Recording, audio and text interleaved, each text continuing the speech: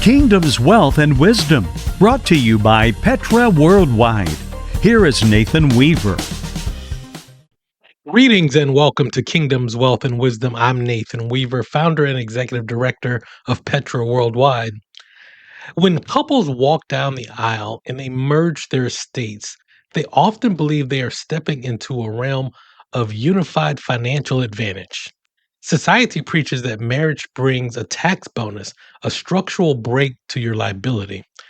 And for decades, if one spouse was a high earner and the other managed the home, the bonus was a statistical reality. But out in the modern marketplace, in today's society, where power couples are building dual income empires, that bonus often evaporates into a cold, hard financial reality known as the marriage penalty. Many high earners operate under the assumption that the tax code completely smoothed out this penalty years ago. Today, I'm going to look directly at the data to prove that high income earners, dual income households, that the marriage penalty is alive and well for you folks. And we'll talk about some quiet executing strategies you can do to help your family and your legacy. To understand how the IRS penalizes a legal partnership, you must understand the structure of the progressive tax system. Through the lower and middle income tiers, the tax code is perfectly symmetric. For single filers, the standard deduction of $16,100, and for married couples, it's exactly double, $32,200. The base tax brackets follow this exact 2-to-1 duplication all the way through 10, 12, 22, and 24% brackets. If one partner earns 200,000 and the other earns nothing, marriage provides a credible tax bonus by pulling down the higher earner's income into a lower tax bracket. But the moment you combine household incomes and they scale into the upper atmosphere, the systematic walls in that fortress crumble. Look at the top 37% bracket.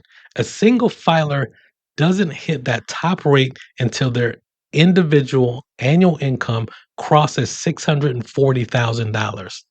But if two single high income executives each make 600,000, neither of them hit that top tax bracket. Their separate incomes are capped at 35% tier. But if these two individuals marry and file a joint return, the IRS does not double the single threshold to $1.2 million. Instead, the married couple threshold for 37% tax bracket starts at $768,000. So now all of a sudden, $430,000 of combined income is instantly pushed into the highest tax bracket, costing the household thousands of dollars in an unforced, unregulated penalty. Pastors and financial leaders, do you need expert accounting or tax help? Do you have payroll or 1099 questions? Do you need a ministry expert to help you acquire real estate for your next project? If the answer is yes, yes, and yes, visit petraworldwide.org. Petra Worldwide has been strengthening ministries to transform humanity since 2007. Visit petraworldwide.org or call 855-481-9095. So this marriage penalty also hides in other areas of the tax code. Watch out for it in the net investment income tax, the S&P 500 capital gains tax, and the Roth IRA phase-outs. All of these areas have a similar pattern when you are married filing jointly as a high income earner. You can't manage a kingdom based on, sentiment. If you're going to marry, do the math and understand the impact that it's going to have on you and your financials. At Petra Worldwide, as your virtual CFO, we can certainly help you with that. We look forward to working with you.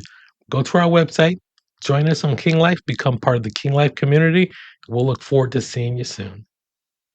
Listen every day at 4 p.m. for Kingdom's Wealth and Wisdom, brought to you by Petra Worldwide, strengthening ministries to transform humanity. On the web at petraworldwide.org.